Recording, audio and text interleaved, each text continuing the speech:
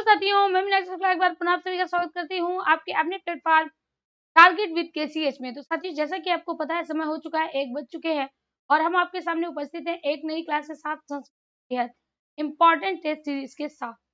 तो सबसे पहला आप देख रहे हैं, पहला प्रश्न कहता है सुबंधु की रचना कौन सी है। सबसे पहला है वासवदत्ता, मेघदूत, अभिज्ञान शाकुंतलम, स्वप्न, वासवदत्ता। तो देखिएगा ऊपर क्या है, सुबंधु लिखा है। तो सुबंधु ने क्या लिखी है, सुबंधु ने लिखी है मेरे साथियों स्वप्नवास दत्ता। सुबंधु की रचना का नाम क्या है, स्वप्नवास दत्ता। अगर हम बात करें मेघदूत को किसने लिखा है, कालिदास महोदय ने, ठीक है। अभिज्ञान शाकुंतलम को किसने लिखा है, कालिदास जी ने लिखा है। और अगर आपसे पूछा जाए स्वप्नवास दत्ता, तो स्वप्नवास दत्ता भास ने लिखा है। देखिए अंतर कितना है, यहाँ पर सिर्फ क्या जुड़ा है, स्वप्न जुड़ा है, और यहाँ पर वासवदत्ता। तो वासवदत्ता किसने लिखी है, सुबंधु ने लिखी है। और स्वप्न वासवदत्ता किसकी राइटिंग है, किसकी रचना है, तो याद रखना भास की है। ए विकल्प आपका राइट हो जाएगा, वासवदत्ता राइट आंसर होगा। अगला कहता है पद लालित्य के लिए कौन प्रसिद्ध है, महाकवि हर्ष, महाकवि दंडी, महाकवि भारवी या महाकवि कालिदास। तो हमने आपको एक श्लोक बताया था, उपमा कालिदास से भारवी अर्थ गौरवम, भारवी अर्थ गौरवम, दंडी पद लालित्यम। दंडी किसके लिए प्रसिद्ध है, पद लालित्य के लिए। तो यहाँ पर देखिएगा तीन हमने आपको गुण बताए हैं, एक तो पद लालित्य, गौरव और उपमा। तो यहाँ पर पूछा क्या गया, पद लालित्य पूछा गया है, विकल्प क्या जाएगा, बी विकल्प चला जाएगा, महाकवि दंडी हो जाएंगे। क्या हो जाएंगे, महाकवि दंडी हो जाएंगे। विकल्प यहाँ पर साथियों बी राइट होगा। अगला कहता है पंचतंत्र के लेखक कौन है, कालिदास, विष्णु शर्मा, भारवी और रविसेन। भारवी की जो प्रसिद्ध कृति है वह है किरातार्जुनीयम। कौन सी है, किरातार्जुनीयम है। अगर हम विष्णु शर्मा की बात करें तो विष्णु शर्मा ने पंचतंत्र बताए हैं। पंचतंत्र का मतलब क्या होता है, 5 भाग होते हैं और 5 भाग में पांचों भागों को अलग अलग बांटा गया है। अगला कहता है कालिदास, तो कालिदास ने साथियों कई लिखे हैं, उनमें से रघुवंशम इनका प्रसिद्ध महाकाव्य है। रघुवंशम प्रसिद्ध महाकाव्य है। अब पंचतंत्र 5 भागों में है। सबसे पहले मित्रभेद, मित्रभेद, मित्रलाभ, काकोलुकियम, काकोलुकियम, लब्ध प्राणांश, लब्ध प्राणांश, अपरीक्षित कारक, अपरीक्षित कारक। तो मेरे साथियों ये 5 तंत्र हैं, मित्र भेद, मित्र लाभ, काकोलुकियम, लब्ध प्राणांश, अपरीक्षित कारक। ये किसके हैं, ये पंचतंत्र के 5 तंत्र हैं और इसको किसने लिखा है, विष्णु शर्मा ने लिखा है। बी विकल्प आपका राइट हो जाएगा, बी विकल्प आपका राइट हो जाना है। अगला प्रश्न कहता है व्याकरण के त्रिमुनियों में कौन नहीं आता है। आपको बताना है कि जो व्याकरण के त्रिमुनि हैं उनमें कौन नहीं आता है। सबसे पहले शाक्तायन, पतंजलि, पाणिनि, कात्यायन क्या होगा, तो यहाँ पर लिखा है त्रिमुनि, और त्रिमुनि का संबंध किससे है, संस्कृत से है। संस्कृत के तीन प्रसिद्ध मुनि, ठीक है। सबसे पहले आए पाणिनि, पाणिनि ने लिखा है, पाणिनि ने लिखा है अष्टाध्यायी, और अष्टाध्यायी पर ही क्या लिखी गई, वार्तिक लिखी गई। क्या लिखी गई, वार्तिक लिखी गई। और वार्तिक किसने लिखी, कात्यायन ने लिखी है। और इन्हीं को मेरे साथियों वर रुचि कहा गया। क्या कहा गया, वर रुचि कहा गया। तीसरे जो है, इसीलिए पाणिनि ने जो अष्टाध्यायी लिखी इसमें सूत्र लिखे, इसीलिए इनको सूत्रकार कहा गया। इनके सूत्रों पर कात्यायन ने वार्तिक लिख डाली, इसीलिए इनको वार्तिककार कहा गया। क्या कहा गया, वार्तिककार कहा गया। कात्यायन की वर रुचि थी, फिर तीसरे जो आते हैं वह आते हैं पतंजलि। क्या आते हैं? पतंजलि आते हैं। तो पतंजलि की साथियों याद रखिएगा कि कात्यायन की वार्तिक पर इन्होंने भाष्य लिख डाले, इसीलिए इनको भाष्यकार कहा गया। क्या कहा गया? भाष्यकार कहा गया। तो यहाँ पर शाक्टायन, पतंजलि, पाणिनि, कात्यायन, विकल्प क्या जाएगा साथियों? विकल्प आपका शाक्टायन चला जाएगा। ए विकल्प आपका राइट होगा। क्या होगा? ए विकल्प आपका राइट हो जाएगा। अगला क्वेश्चन, अगला क्वेश्चन फटाफट बताइएगा। कहता है माहेश्वर सूत्रों की संख्या कितनी है? माहेश्वर सूत्र की संख्या कितनी है? 16 है, 15 है, 14 है, 13 है। विकल्प क्या जाएगा? 14। कौन कौन सी है? देखिएगा, पहला है आई उड़, दूसरा है री रक, तीसरा है ए ओंग, चौथा है अय औच। ये जो 4 सूत्र हैं ये मेरे साथियों अच से संबंधित हैं और अच को ही स्वर कहते हैं। अच को क्या कहते हैं? स्वर कहते हैं। यानी आ से लेकर और चा तक, आ से लेकर चा तक ही अच है, अच को ही स्वर कहते हैं। अब इसके बाद आता है व्यंजन। व्यंजन में कौन से आते हैं?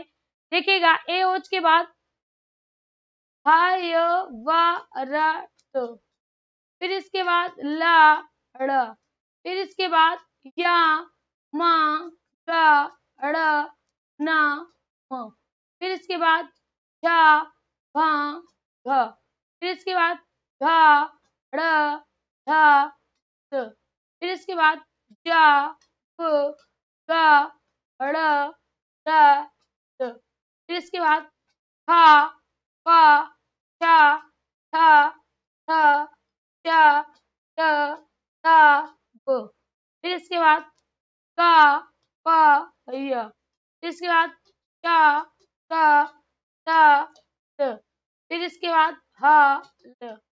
देखिएगा यहाँ पर 1 2 3 4 5 6 7 8 9 10। इन सूत्रों की संख्या कितनी है? इन सूत्रों की संख्या 10 है। इन सूत्रों की संख्या 4 है। 4 सूत्रों में अच यानी स्वरों का वर्णन, 10 सूत्र में वर्णन किसका है? व्यंजन का। किसका वर्णन है? व्यंजन का। व्यंजन की शुरुआत कहाँ से हुई? हा से, और कहाँ तक गए? ला तक, इसीलिए व्यंजन को हल कहा जाता है। व्यंजन को क्या कहते हैं?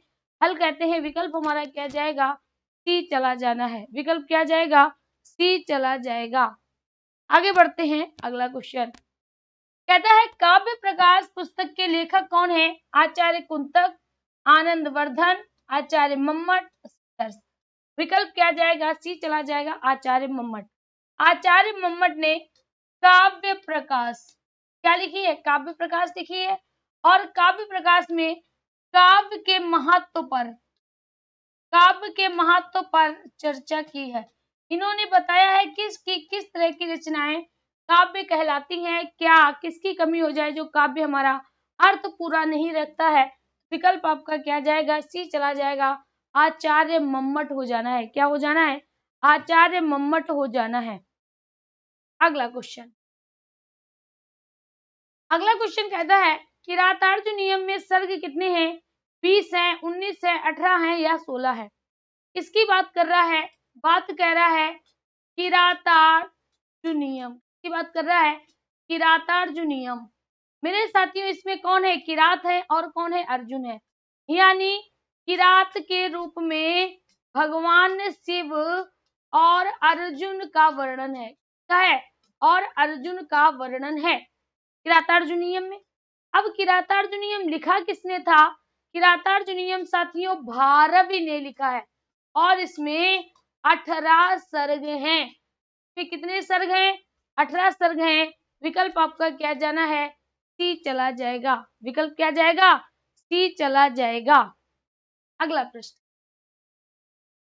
कहता है अस्ति महाराष्ट्रेषु गोदावरी दक्षिण तीरे प्रतिष्ठिताम प्रतिष्ठानम प्रतिष्ठानम नाम नगरम। हिंदी निकालिएगा। महाराष्ट्र में है गोदावरी के दक्षिण किनारे पर प्रतिष्ठित प्रतिष्ठान नाम का नगर। प्रतिष्ठित प्रतिष्ठान नाम का नगर महाराष्ट्र में गोदावरी के दक्षिण किनारे पर है। गोदावरी जो नदी है उसके दक्षिण किनारे पर स्थित है। तत्व सातवाहनी नाम विस्तृतो गुणग्राही भूपा शास्त्री स्म। तत्व मतलब वहां पर, ठीक है। सातवाहनी, सातवाहन नाम का विस्तृतो प्रसिद्ध गुणग्राही, गुण से संपन्न राजा शास्त्री स्म शासन करता था। वहां अनेक गुणों से युक्त प्रसिद्ध सातवाहन, सातवाहन नाम का राजा राज्य करता था। गुणाढ़ नामा, गुणाढ़ नाम का तस्य उसका विविध गुण गणाढ़ मुख्य सचिवा, यानी गुणाढ़ नाम का उसका अनेक गुणों से गढ़ा हुआ या अनेक गुणों से युक्त उसका मुख्य सचिव था। किसका नाम क्या था? गुणाढ़ नाम का। गुणाढ़ नाम का उसका सचिव अनेक गुणों से गढ़ा हुआ था, यानी अनेक गुण संपन्न था। तस्य राज्य, उसके राज्य में सर्वे अपि सभी लोग प्राकृत में प्राकृत भाषा भाषन्ते एव आसीत्, उसके राज्य में सभी लोग प्राकृत भाषा में बातचीत करते थे, यानी प्राकृत भाषा बोलते थे। देखिएगा, अब इसके क्वेश्चंस का आंसर दीजिए। कहता है गोदावरी नदी के किनारे कौन सी राजधानी थी? प्रतिष्ठान, पांचाल, विदिशा या कोई नहीं। विकल्प क्या जाएगा? प्रतिष्ठान। बस एक बार अगर हिंदी निकाल ली फिर तो आपका क्वेश्चन हो जाएगा। दोबारा आपको पैराग्राफ पढ़ना नहीं पड़ेगा, अगर नहीं ढंग से पढ़ा तो बार बार पढ़ो। कहता है गोदावरी नदी किस प्रांत में बहती है? गुजरात, महाराष्ट्र, केरल, असम। विकल्प क्या जाएगा? महाराष्ट्र। अगला क्वेश्चन कहता है प्रतिष्ठान नाम की राजधानी में कौन राजा राज्य करता था? सातवाहन, औरंगजेब, शिवाजी या कोई नहीं। विकल्प क्या जाएगा? सातवाहन। अगला क्वेश्चन कहता है राजा सातवाहन का मुख्य सचिव कौन था? चाणक्य, राक्षस, गुणाढ़ या कोई नहीं। तो गुणाढ़ नाम का था। सी विकल्प आपका राइट हो जाना है। सी विकल्प राइट हो जाएगा। भाई फटाफट आंसर करिएगा, बहुत लेट आ रहे हैं आंसर। अगला क्वेश्चन, अगला क्वेश्चन कहता है राज्ञा में विभक्ति वचन बताइए। देखिएगा, यहाँ पर आप सभी लोग याद रखिए, जब राज्ञा पूछा जाए तो राज्ञा में साथियों जैसे पूछा जाता है राजपुरुषा, ध्यान दीजिएगा, राजपुरुषा पूछा जाए या राजपुत्रा पूछा जाए, ठीक है, या राजाज्ञा पूछा जाए, कुछ भी हो सकता है ना। तो यहाँ पर याद रखना, जब आप इसको अलग अलग करोगे तो एक तरफ तो राज आ जाएगा राजा का, एक तरफ पुरुष आएगा, पुत्र आएगा या आज्ञा आएगी। तो राजा का जो होगा ना वो किसमें बदल जाएगा? राज्ञा में। राज्ञा में बदला कब? जब यहाँ पर षष्ठी थी, यानी आपको याद रखना जो राज्ञा है वह षष्ठी एक वचन का है। किसका है? एक वचन का है। षष्ठी एक वचन हो जाएगा। विकल्प यहाँ पर आपका ए राइट हो जाएगा। विकल्प यहाँ पर एक ए राइट हो जाएगा। ये आपके लिए इंपॉर्टेंट फैक्ट है, अगर पूछा जाए, कभी पूछ देता सीधे सीधे पूछ देगा राजपुरुषा में कौन सा समास है, तो याद रखना तत्पुरुष समास है। ठीक है, कैसे करोगे? इस तरह से। अगला कहता है सातवाहन के राज्य में लोगों को किस भाषा से प्रेम था? यानी जो सातवाहन नाम का राजा शासन करता था ना, तो उसको किस भाषा से प्रेम था? उर्दू से, संस्कृत से, प्राकृत से या कोई नहीं। विकल्प क्या जाएगा? सी चला जाएगा, प्राकृत से।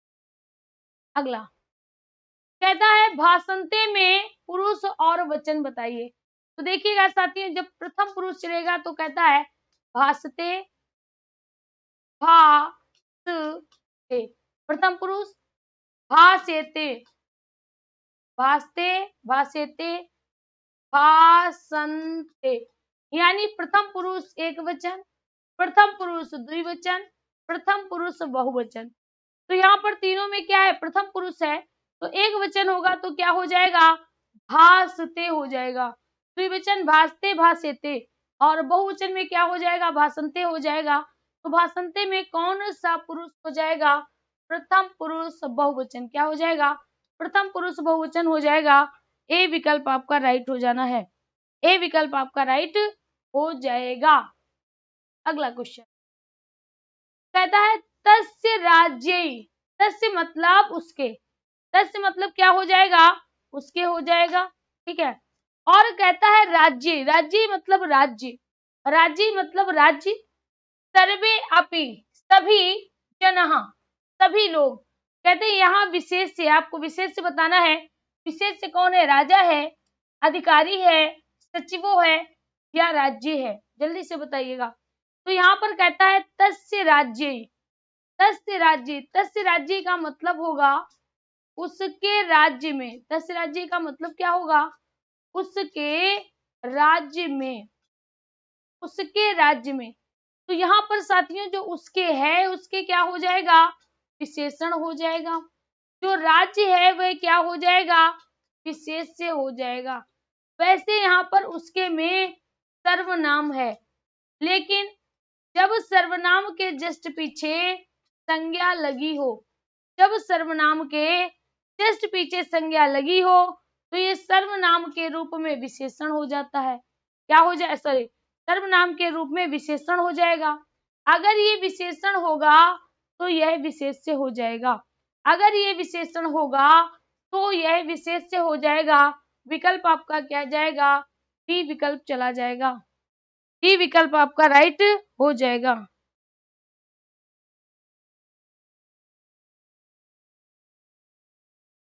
धन्यवाद सपना जी।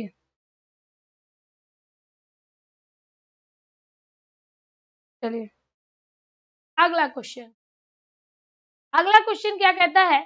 कहता है तच्च में संधि है। अब देखिए यहाँ पर क्या कहता है? तच्च, तच्च इस प्रकार से लिखा जाता है। अब यहाँ पर देखिएगा यण, अगर यण वर्ण आया है तो आधा वर्ण होगा। क्या होगा? आधा वर्ण होगा। अब तुम कह दो कि हाँ मैम आधा वर्ण है, लेकिन इसके बाद या, रा, ला, वा होना चाहिए। क्या है? नहीं है, तो ये होगा। अब तोरली में देखिएगा ता के बाद ला होना चाहिए, ता के बाद क्या होना चाहिए? ला होना चाहिए। क्या यहाँ है? नहीं है। वृद्धि की बात करें तो ए और ऐ होना चाहिए। वृद्धि की बात करें तो वृद्धि में मेरे साथियों या तो ऐ होगा, ऐ होगा, या आपका औ होगा। क्या दोनों में से है? नहीं है, तो क्या हो जाएगा? इस तो इश्चु नाश्चु हो जाएगा। इसमें या तो आपका सा होगा या चा वर्ग होगा। क्या होगा? या तो सा होगा या चा वर्ग होगा। तो यहाँ पर देखिएगा चा वर्ग है, दो चा है, चा वर्ग है, दो चा है, तो इसका होगा क्या? देखिएगा ये जो है ना, ये इसका ता हो जाएगा तत् प्लस चा। कहता है पहले वाले पद में सा या ता वर्ग आया हो, पहले वाले पद में ता हो या ता था, दा धा, ना में कुछ हो, और अगर इसका मेल सा से हो रहा हो, सा से हो रहा हो, या चा, छा, जा, जा, वहां से हो रहा है, ठीक है, तो सा या ता का जो सा या ता आया होगा ना, उसका मेरे साथियों क्या हो जाता है? ता या चा हो जाता है। चा मतलब चू हो जाता है। यानी इस सा का अगर ये वाला सा आया है तो ये हो जाएगा, ता आया है तो चा हो जाएगा, छा हो जाएगा, जा हो जाएगा, जा हो जाएगा, वहां ये बदलाव हो जाते। तो यहाँ पर हमने क्या देखा? क्या आया है? ता आया है। देखिए ता आया है, तो अगर ता आया तो किसमें बदल जाएगा? चा में। यानी पहले ता चा में बदल जाएगा, फिर पूरा चा, तो क्या हो जाएगा? सच हो जाएगा। विकल्प आपका क्या जाना है? बी विकल्प चला जाएगा, बी विकल्प चला जाना है, ठीक है। इसका सूत्र होता है, अगर पूछा जाए कौन सी संधि है, इस चुत संधि है। सूत्र होता है इस्तो इश्चु नाशु। क्या होता है? इस्तो इश्चु नाशु। अगर हमारे किसी भी साथी को संस्कृत में समस्या है, अगर वो संस्कृत की थ्योरी पढ़ना चाहता है तो हमारे पेड क्लास से जुड़ जाइए। पेड क्लास से जुड़ने के लिए आपको प्ले स्टोर से one day exam study apps download करना होगा और उसके अकॉर्डिंग आपको बैच परचेज कर लेना है। आगे देखिएगा, कहता है महिषी नाम का विभक्ति वचन बताइएगा। यहाँ पर क्या लिखा है? कहता है महिषी राम। क्या कहता है? महिषी राम। तो देखिएगा यहाँ पर पहला शब्द आपको क्या लिखा? महिषी। महिषी कहते हैं भैंस को। और इसके बाद क्या जुड़ा है? इसके बाद नाम या राम जुड़ा है। तो याद रखना, अगर किसी शब्द के बाद नाम या राम जुड़ा होता है तो वह षष्ठी बहुवचन होता है। क्या होता है? षष्ठी बहुवचन होता है। अगर किसी अंत में यश से जुड़ा हो तो मेरे साथियों षष्ठी एक वचन होता है। क्या होता है? षष्ठी एक वचन होता है। अगर कहीं पर नाम जुड़ा हो, क्या जुड़ा हो? नाम जुड़ा हो, तो सप्तमी एक वचन होता है। और अगर कहीं पर सु जुड़ा हो तो यहाँ पर सप्तमी बहुवचन होता है। सप्तमी बहुवचन होता है। तो यहाँ पर आपका विकल्प क्या जाएगा? राम जुड़ा है, राम में षष्ठी बहुवचन हो जाएगा। विकल्प आपका बी चला जाएगा। विकल्प आपका क्या हो जाएगा? बी हो जाएगा। षष्ठी बहुवचन हो जाना है। ठीक है, अगला क्वेश्चन कहता है लत्व संधि का सूत्र बताइएगा। अब देखिए यहाँ पर क्या लिखा है? लत्व। ठीक है, लत्व का याद रखना, लत्व में कौन सी संधि होती है? तोरली संधि होती है। क्या होती है? तोरली। तोरली संधि क्या कहता है? तोरली संधि कहता है कि अगर ता के बाद ला आया है, कहता है अगर ता के बाद ला आया है तो ता का ला हो जाता है। क्या हो जाता है? ता का ला हो जाता है। इसी को कहते हैं तोरली संधि। क्या कहते हैं? तोरली संधि कहते हैं। विकल्प आपका क्या जाएगा? सी विकल्प चला जाना है। सी विकल्प चला जाना है। तोरली संधि हो जाएगा। ठीक है, सी विकल्प जाएगा। जैसे तल्लया, तल्लीन, ये सभी हैं। अगला कहता है रोरी सूत्र है। यहाँ पर क्या कहता है? आपको ये बताना है कि जो रोरी है, रोरी सूत्र किसका है? रोरी का सूत्र बताना है। तो देखिए रोरी की अगर हम बात करें तो ये कौन सी संधि होगी? रलोप संधि हो जाएगी। कौन सी होगी? रलोप संधि होगी। और रलोप संधि मेरे साथियों विसर्ग संधि का पार्ट होती है। किसका पार्ट होती है? विसर्ग संधि का पार्ट होती है। इसमें ये कहता है कि अगर रा के बाद रा आया है, क्या कहता है? कहता है कि अगर रा के बाद रा आया है तो पहले वाले रा का लोप हो जाता है। क्या हो जाएगा? रा का लोप हो जाएगा। और रा से पहले जो ह्रस्व वर्ण है वह ह्रस्व वर्ण दीर्घ हो जाता है। वह ह्रस्व वर्ण क्या हो जाता है? दीर्घ हो जाता है। इसको बोलते हैं रलोप संधि। क्या बोलते हैं? रलोप संधि बोलते हैं। तो यहाँ पर रोरी में आपका क्या जाएगा? विसर्ग संधि चला जाएगा। ए विकल्प आपका राइट होगा। ए विकल्प आपका राइट हो जाना है। ए विकल्प आपका राइट हो जाएगा। क्लियर? आगे बढ़ते हैं। अगला क्वेश्चन कहता है आ या आ के बाद, यानी छोटा आ और बड़ा आ के बाद कहते हैं ई यू ई सॉरी ई उ री ला। अगर आ का मेल ई से हुआ, उ से हुआ, री से हुआ, ला से हुआ तो क्या होगा? तो आ और ई मिलकर ए, आ और उ मिलकर ओ, आ और री मिलकर अर, और आ और रा मिलकर अल हो जाता है। जब ये बदलाव होता है तो इसमें क्या होता है? इसमें मेरे साथियों आपकी गुण संधि होती है। क्या होती है? गुण संधि होती है, जिसका कि सूत्र होता है आद गुणा। का सूत्र क्या होता है? आद गुणा होता है। विकल्प आपका क्या जाएगा? बी चला जाएगा। गुण संधि हो जाएगा। क्या हो जाएगा? गुण संधि हो जाएगा। गुण संधि हो जाना है। ठीक है, अगला क्वेश्चन कहता है नेया में प्रकृति और प्रत्यय बताइए। नी प्लस यत, नी प्लस अनीय, नी प्लस ल्यप, नी प्लस सानच।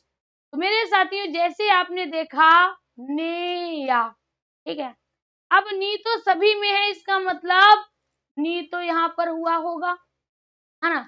अब अगर यत होगा तो या जुड़ेगा, अनियर होगा तो अनीय जुड़ेगा, साथियों ल्यप होगा तो पीछे आ और आगे उपसर्ग जुड़ेगा।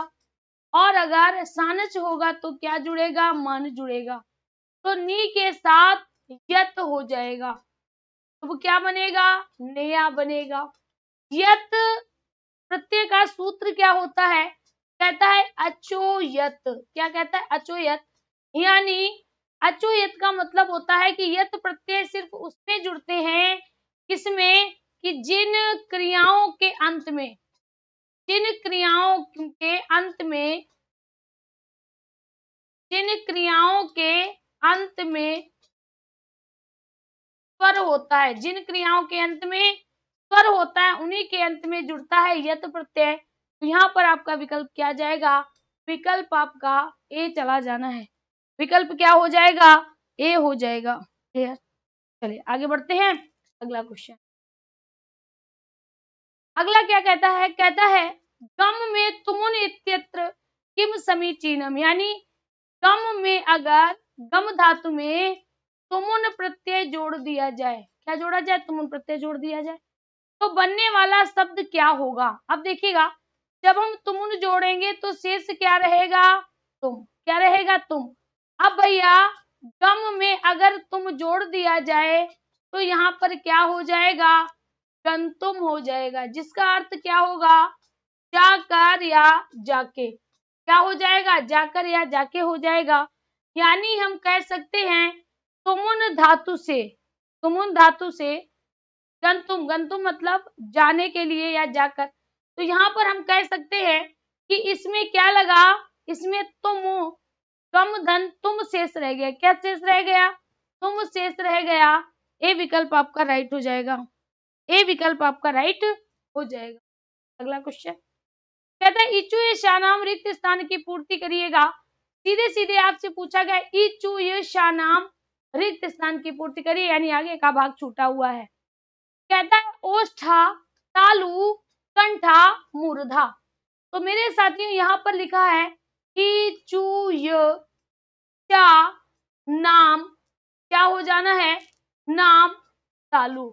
इचुये नाम, इचुये शानाम तालु, इसका मतलब ही का उच्चारण स्थान तालु होता है, चा वर्ग का उच्चारण स्थान तालु होता है, या का उच्चारण स्थान तालु होता है, और सा का उच्चारण स्थान तालु होता है।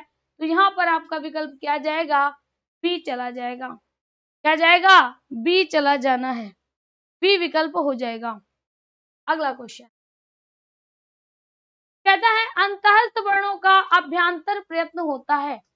तो जैसे आपने देखा अंतःस्थ, अंतःस्थ में क्या आते हैं, या, रा, ला, वा। अब इनका क्या पूछ रहा है, प्रयत्न पूछ रहा है, अभ्यांतर प्रयत्न पूछ रहा है ना। तो इस पृष्ठम में आपके आते हैं का से मा तक, ईसत विव्रत में आते हैं जा, खा, साहा, ईसत इस पृष्ठ में आते हैं यारा, लावा, और विव्रत में आते हैं सभी स्वर। क्या आते हैं, सभी स्वर।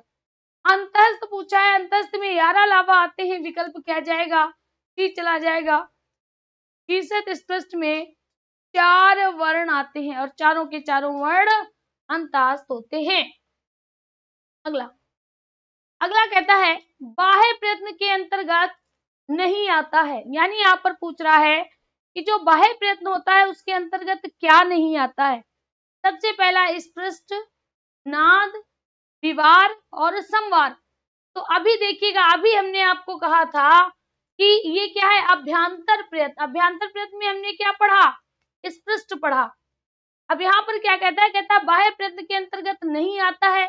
तो क्या नहीं आएगा, स्पृष्ट नहीं आता है, क्योंकि ये अभ्यांतर प्रयत्न के अंतर्गत आता है। ठीक है, अब देखिएगा बाह्य प्रयत्न, अगर हम बाह्य प्रयत्न की बात करें तो बाह्य प्रयत्न कितने होते हैं, 11 टाइप्स के होते हैं। सबसे पहले अघोष, श्वास, विवार। ठीक है, इसमें क्या होता है, खर प्रत्याहार होता है, इन सभी में खर प्रत्याहार होता है। दूसरा नाद, संवार, सघोष। नाद, संवार, सघोष क्या होता है, हस प्रत्याहार होता है। ठीक है, फिर इसके बाद साथियों होता है अल्प प्राण। क्या होता है, अल्प प्राण होता है, और इसके बाद क्या होता है, महाप्राण होता है ना, दो होते हैं। इसके बाद साथियों क्या आता है, इसके बाद आता है, ध्यान दीजिएगा, उदात्त, अनुदात्त और स्वरित। ठीक है, जिसमें स्वर का सिर्फ, स्वर के लिए 3 होते हैं, उदात्त, अनुदात्त, स्वरित, और बाकी जो होते हैं वह व्यंजन के होते हैं, बाकी व्यंजन के होते हैं। तो यहाँ पर आपका विकल्प क्या जाएगा, ए चला जाएगा, इस पृष्ठम हो जाएगा, क्या हो जाएगा, इस पृष्ठम हो जाना है। ठीक है, अगला क्वेश्चन, अगला क्वेश्चन कहता है दुहु, याच, पच, दंड, रुधि किस विभक्ति से संबंधित है। कहते हैं प्रथमा, द्वितीया, तृतीया, पंचमी। विकल्प क्या जाएगा, सी। देखिएगा, यहाँ पर जो ये धातु आई हैं, इनके लिए सूत्र आता है अकथितम च। सूत्र क्या आता है, अकथितम च, और इसमें 16 द्विकर्मक धातु होती हैं। क्या होती है, 16 द्विकर्मक धातु होती हैं, जिनमें आपका दुहु, याच, पच, दंड, रुधि, ची, ब्रू, क्रस, हरा, मत, मुस, सास, नी, व, ये सभी की सभी 16 द्विकर्मक धातुएं होती हैं। और अगर ये 16 द्विकर्मक धातुएं आती हैं कहीं पर भी, तो इस सूत्र से अकथितम चा होगा, और अकथितम चा से द्वितीय विभक्ति हो जाएगी। विकल्प आपका क्या जाएगा, सी चला जाएगा। क्या जाएगा, सी चला जाएगा। अगर आपसे पूछा जाए कि कितनी द्विकर्मक धातु होती हैं, तो याद रखिएगा मेरे साथियों, 16 द्विकर्मक धातु होती हैं। अगर पूछा जाए कितनी द्विकर्मक धातु होती हैं, तो क्या कहोगे, 16 द्विकर्मक धातुएं होती हैं। क्लियर, द्विकर्मक धातुओं की संख्या कितनी होती है, 16 होती है। अगला कहता है राधा तांडुलानम ओदनम पचती। कहता है राधा तांडुलानम, कहता है राधा तांडुल से, राधा तंदुल, तंदुल किसे कहते हैं, माँ ने जो तंदुल दिए थे, तंदुल किसे कहते हैं, तंदुल कहती है चावल। राधा तंदुल से, ओदनम, ओदनम मतलब भात, पचती मतलब पकाती है। क्या कहती है, पकाती है। अब यहाँ पर कहता है कि आपको बताना है कि मुख्य कर्म क्या है। मुख्य कर्म क्या है, ओदनम है। पचती, पचती तो होगा नहीं क्योंकि पचती तो क्रिया है। ठीक है, और राधा भी नहीं होगा क्योंकि राधा संज्ञा है। अब दो बचे, या तो तंदुल होगा या ओदनम होगा। ए विकल्प चला जाएगा, ओदनम हो जाएगा। ए विकल्प चला जाएगा, ओदनम हो जाएगा।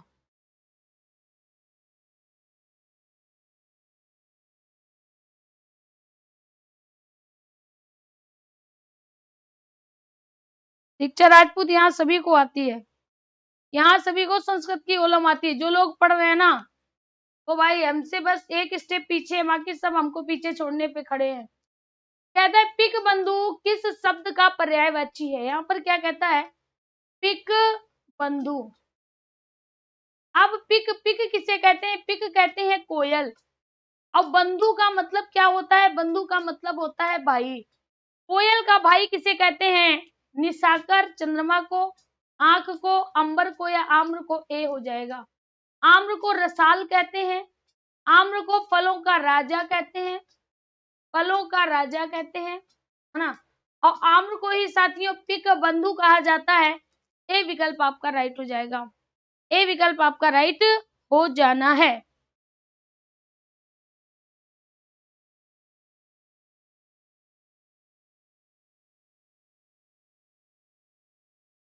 राजविद काजोल, हम आपकी बात नहीं समझ पा रहे, क्या कह रही। कहता है अंका का अर्थ है, अंका का अर्थ है। देखिएगा, जब अगर हम अंक की बात करें तो अंक का मतलब क्या होता है, एक तरह से संख्या होती है। क्या होती है, संख्या होती है।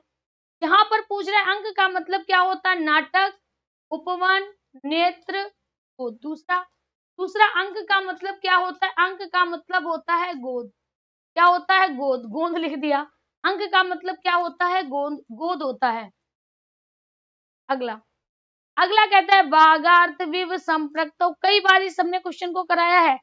बागार्थ विव संप्रक्तौ, बागार्थ विव प्रतिपत्ति। क्या कहता है? बागार्थ विव संप्रक्तौ, वाक और अर्थ के लिए, वाक और अर्थ के लिए संप्रक्तौ, संप्रक्तौ मतलब इकट्ठा करना, यानी वाक और अर्थ के लिए संग्रहित करना, इकट्ठा करना, वाग अर्थ प्रतिपत्ति, और वाक और अर्थ के लिए शोभा पाना। कहता है ये किस सूक्त से उद्धृत है? रामायण से, महाभारत से, शिव पुराण से, रघुवंशम से। विकल्प किया जाएगा रघुवंशम से है। इसके साथियों ये लिखी किसने है? कालिदास ने लिखी है। रघुवंशम में 19 सर्ग हैं। अगर पूछा रघुवंशम में श्लोक कितने हैं? 15, 6, 9 ये श्लोक है। अगर पूछा जाए रघुवंशम कहाँ से लिया गया है, तो या तो आप कहना पद्म पुराण से लिया गया है, या मेरे साथियों रामायण से लिया गया है। इससे रामायण से लिया गया है। विकल्प आपका क्या जाएगा? डी विकल्प चला जाएगा, रघुवंशम हो जाएगा। क्या हो जाएगा? रघुवंशम हो जाएगा। अगला क्वेश्चन। तो मेरे साथियों आज जो प्रश्नों की श्रृंखला थी वो यहीं तक थी। मिलते हैं कल फिर से इसी समय इसी चैनल पर एक और नई क्लास के साथ, एक बेहतर टेस्ट सीरीज के साथ। तो आना बिल्कुल मत भूलिएगा, ठीक दोपहर 1 बजे। और अगर क्लास आपको अच्छी लगती है तो लाइक और शेयर अवश्य करें। देखिए जिस प्रकार आप अगर सहयोग करते हैं तो हम आगे बढ़ते हैं, उसी प्रकार से हमारे सहयोग से कहीं ना कहीं आप आगे बढ़ेंगे। तो अगर आप हमें आगे बढ़ाएंगे, मिलजुल कर एक दूसरे का सहयोग करेंगे, और इसी आशा के साथ आज की क्लास में यहीं पर समाप्त करती हूँ। धन्यवाद। अगर किसी को भी संस्कृत में 1% भी कोई प्रॉब्लम है तो हमारे पेड बैच से जुड़ जाइए, वहां पर थ्योरी चल रही है। सारी चीजें थ्योरी से पढ़िए, जिससे कि आगे आने वाले समय में संस्कृत में आपसे एक भी क्वेश्चन ना छूट पाए। धन्यवाद।